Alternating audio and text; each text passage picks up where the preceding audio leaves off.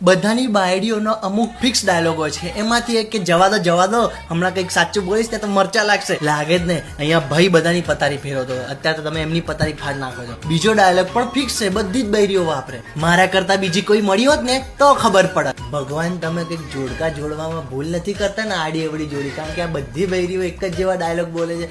આટલું કોર્ડિનેશન કેવી રીતે? પછી અમુક બૈરીઓ કહે છે હું જતી રહીશ ને પિયરે ત્યારે ખબર પડશે. ત્યારે જીગર વાળા તો બોલી નાખે છે હા જતી રહે, પણ બાકીના મેજોરિટી વિભાગના હસબન્ડો એમની તો પીપુડી પણ નહીં વાગતી. અંદર મંદ ખુશ થાય કે ક્યારેક બોલીને જતી તો રે, પણ જતી નથી. ખાવાનું ના ભાવે તો જાતે બનાવી લો. રોજ હું ખોડ ખાપણો કાઢ કરો છો. મીઠું ઓછું છે, લીંબુ ઓછું છે, મરચું ઓછું છે, જે છે ખાઈ લો. અવાજ ધીમો રાખો, ટીવી નો કેટલો મોટો રાખો છો. હસબન્ડ બધા ઘરમાં રહે તો કે ઘરમાં જ રહે છે, બહાર જ નથી જતા. જો હસબન્ડ બહાર જાય, આખો દાડો ભટક કરો છો, ઘરમાં ચોંટીને બેસો ને. અમને બધાને તો ટાઈમ જ નથી આપતા.